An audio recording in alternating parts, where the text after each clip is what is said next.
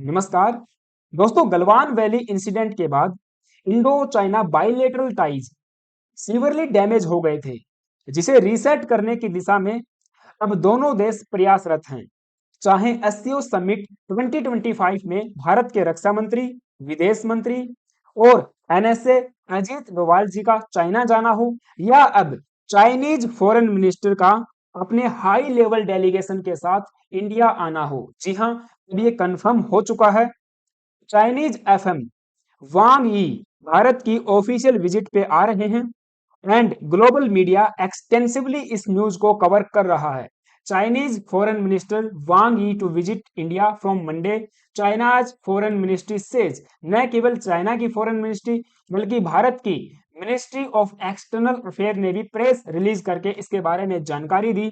Eight the invitation of national security adviser Shri Ajit Doval ji, जब Shri Ajit Doval ji China की visit पे गए थे एससीओ समिट को अटेंड करने, उन्होंने चाइनीज एफएम को इनविटेशन दिया था, जिसे एट ए टाइम स्वीकार कर लिया गया था। और इसी इनविटेशन के बेस पे कम्युनिस्ट पार्टी ऑफ चाइना के पोलिट ब्यूरो के member and Chinese FM his excellency mister Wang Yi will visit India on 18th to 19th अगस्त 2025।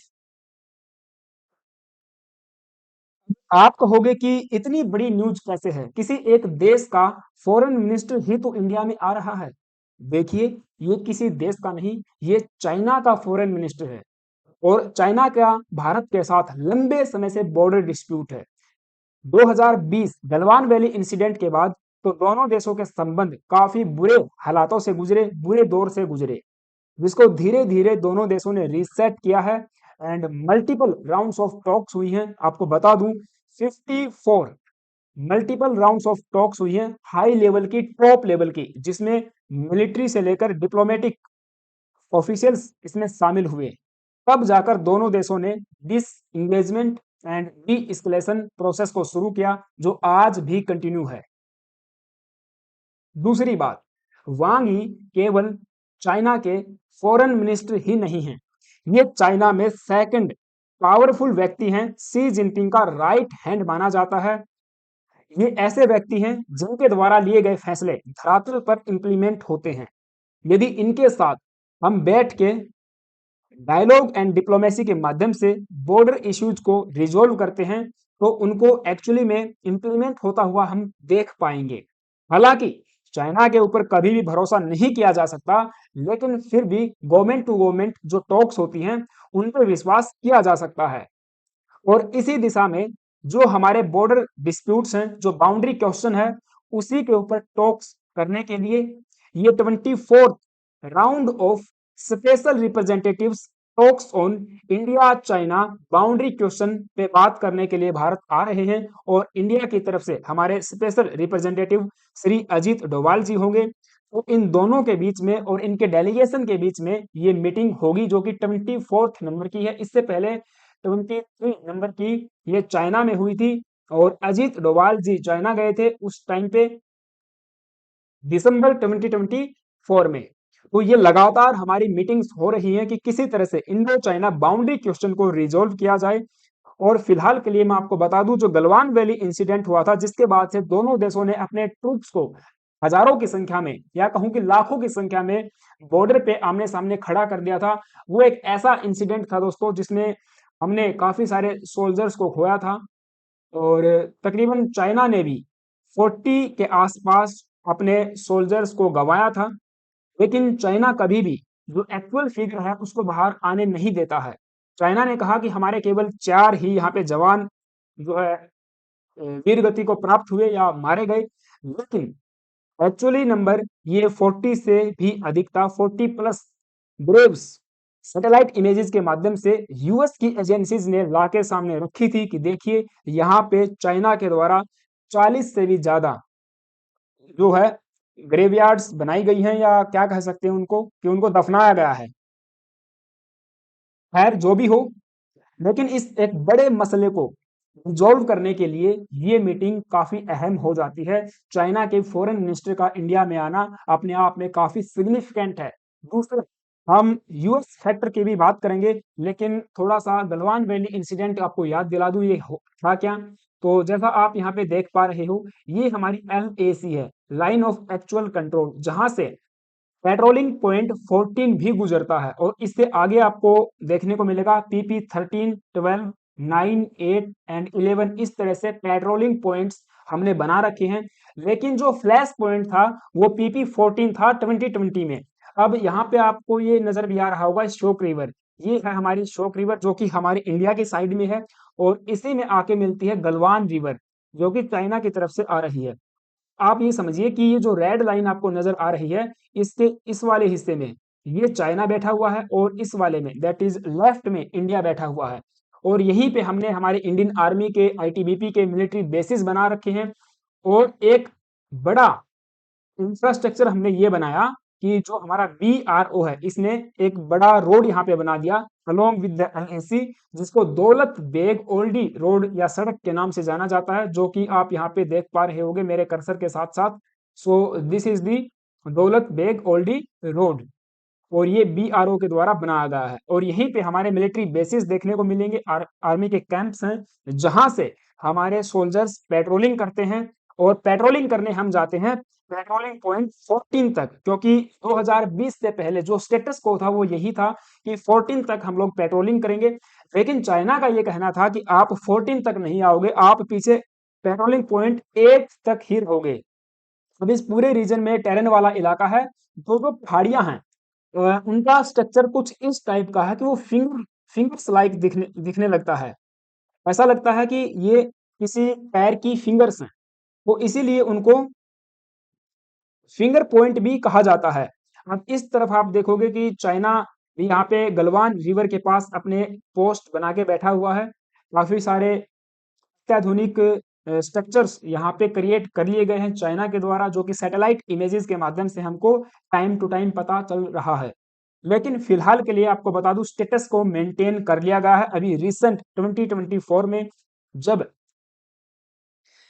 हमारे prime minister Modi Chinese president Xi Jinping से कजान में मिले थे और इसके पीछे रसिया का एक बहुत अहम योगदान रहा, क्योंकि आपको बता दूं रिसेंट जो रीसेट आप देख रहे हो इंडिया एंड चाइना टाइज में, उसके पीछे एक रसिया फैक्टर भी है, क्योंकि रसिया के इंटरेस्ट यहाँ पे इन्वॉल्व है और दोनों देशों के बीच में समझौता करवाने में, रिलेशंस को नॉर्मलाइज करवाने में प्रेसिडेंट पुतिन का भी एक सिग्निफिकेंट रोल रहा है। तो उस टाइम पे दोनों देशों के लीडर्स के बीच में एक बाइलेटरल मीटिंग हुई थी जो ब्रीफ में हुई और उसी दौरान ये नतीजा निकल के आया कि we are back to 2020 patrolling and जो स्टेटस को है उसको मेंटेन कर लिया जाएगा। Indo China signed border agreement, तो ये एक बॉर्डर एग्रीमेंट दोनों देशों के लीडर्स के द्वारा उस समय साइन किया गया था। काफी ये न्यूज वायरल हुई थी एंड हमने भी इसके ऊपर एक सेशन करके आपके साथ जानकारी साझा की थी।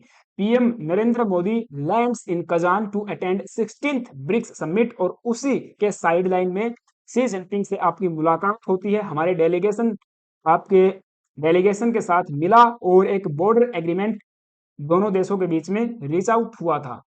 ये उसकी कुछ न्यूज कटिंग्स हैं, कुछ तस्वीरें हैं जो मैं आपके साथ साझा कर रहा हूँ।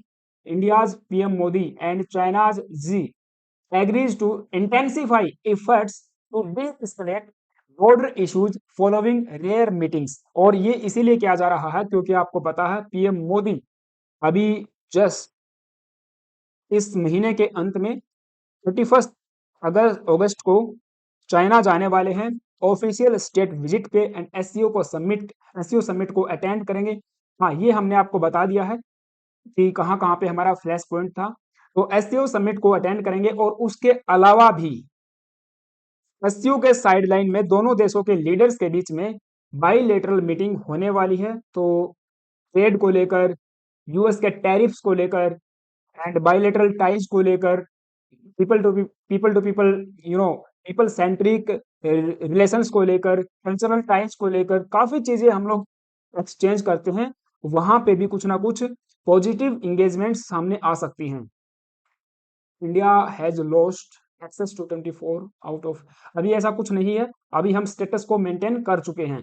तो और भी धीरे धीरे जो बॉर्डर पे सैनिकों का डिप्लॉयमेंट हमने किया हुआ है उसको भी हम लोग वहां से हटा लेंगे और जो 2020 का स्टेटस को था उसको कंप्लीटली मेंटेन कर लिया जाएगा।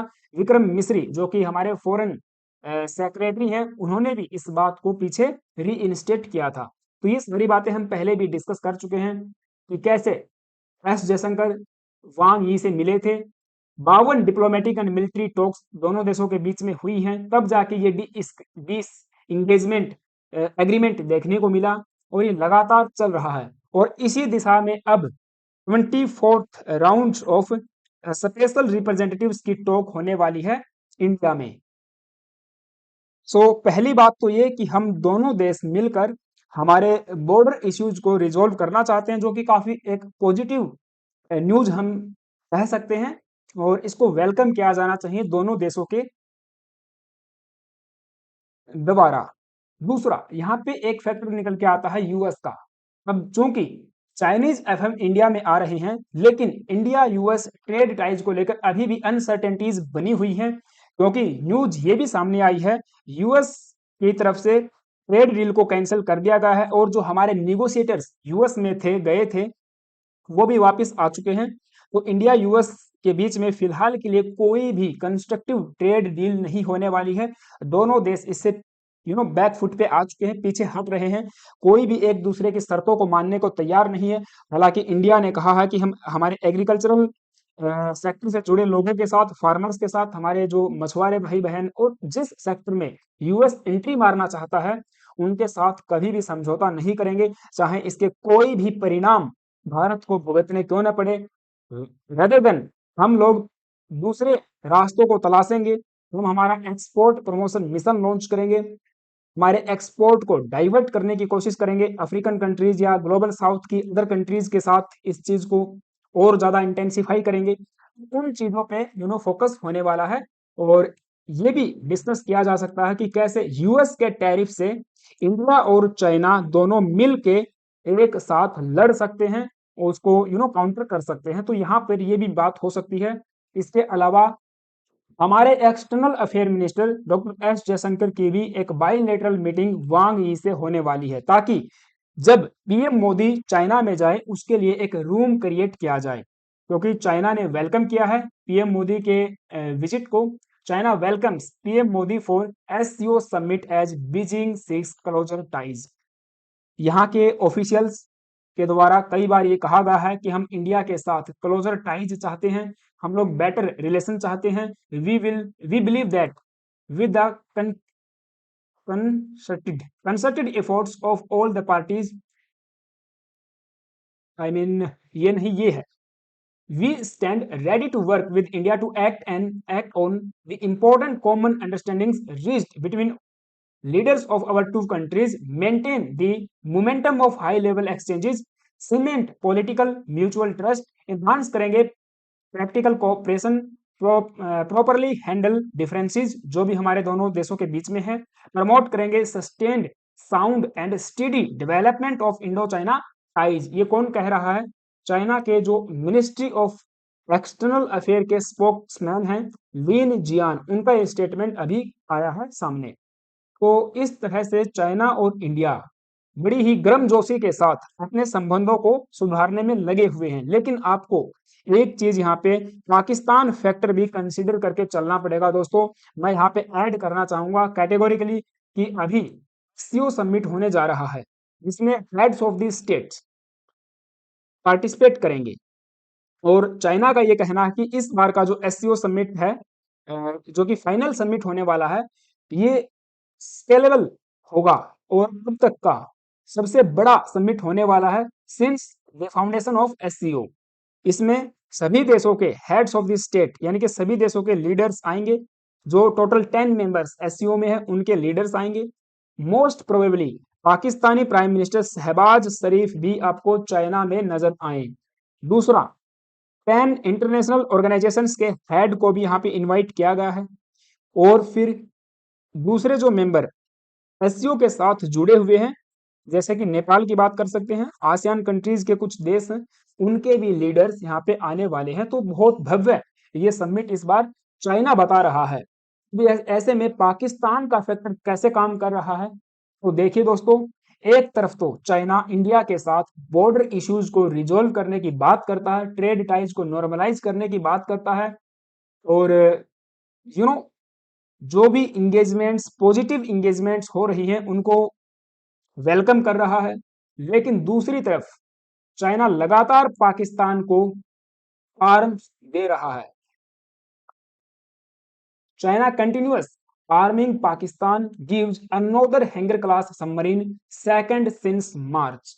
अब चूंकि पाकिस्तान और चाइना के बीच में हैंगर क्लास की सबमरीन्स को लेकर डील हुई थी पीछे, और इस एग्रीमेंट के तहत 8 हंगर क्लास सबमरीन्स जो कि एडवांस्ड हैं वो पाकिस्तान को चाइना बना के पकड़ाने वाला है। कितने बिलियंस की ये डील है कोई नहीं जानता। पाकिस्तान का ये सबमरीन्स प्रिक्योर करने के बाद क्या होगा, कौन सा इनको अपना पोर्ट या सिटी या कौन से मिनरल रिच एरियाज को चाइना को पकड़ाना पड़ेगा, ये भी नो वन नोज। लेकिन इतना तय है कि चाइना के इस डेट ट्रेड पॉलिसी में पाकिस्तान बुरी तरह से फंस चुका है। और ये आपको बताऊं, जो सबमरीन है ये 8 पाकिस्तान को मिलने वाली है, जिनमें से 2 पहले मिल चुकी हैं। अब ये तीसरी जो है चाइना के वुहान में इसका जो कमीशन सेरेमनी है वो हो चुकी है। वहां पे चाइनीज और पाकिस्तानी ऑफिशियल्स एक साथ देखे गए हैं, इस तरह आप देख पाओगे। और ये सबमरीन पीछे आप देख पाओगे, इसको अब पाकिस्तान को पकड़ा दिया जाएगा। Pakistan navy's third Hangor class submarine launched in China. जल्द ही ये आपको पाकिस्तान के वाटर्स में तैरती हुई नजर आएगी। अरब सागर में हम बात कर सकते हैं। चाइना के साथ किसी भी प्रकार की डील को करने से पहले हमें पाकिस्तान फैक्टर को कंसीडर करके चलना पड़ेगा कि पाकिस्तान ने लगातार चाइना ने पाकिस्तान को लगातार फ्यूल किया है ऑपरेशन सिंदूर के दौरान भी, ये सब हमने देखा है। एंड भविष्य में भी पाकिस्तान को आर्मामेंट चाइना से मिलती रहेंगी, क्योंकि अभी भी 81% चाइनीज जो वेपनरी है वो सॉरी पाकिस्तानी जो वेपनरीज है वह चाइनीज मेड है, राइट। तो ये एक डेवलपमेंट थी जैसे हमने डिस्कस किया। आई होप कि आपको सारी बातें समझ में आई होंगी। आपका क्या ओपिनियन है मुझे कमेंट बॉक्स में जरूर बताना। चैनल पे नए आए हो प्लीज गाइज एक सब्सक्राइब करना, बेल आइकन को प्रेस करना, वीडियो अच्छी लगी तो एक लाइक करना। Thank you, have a nice day.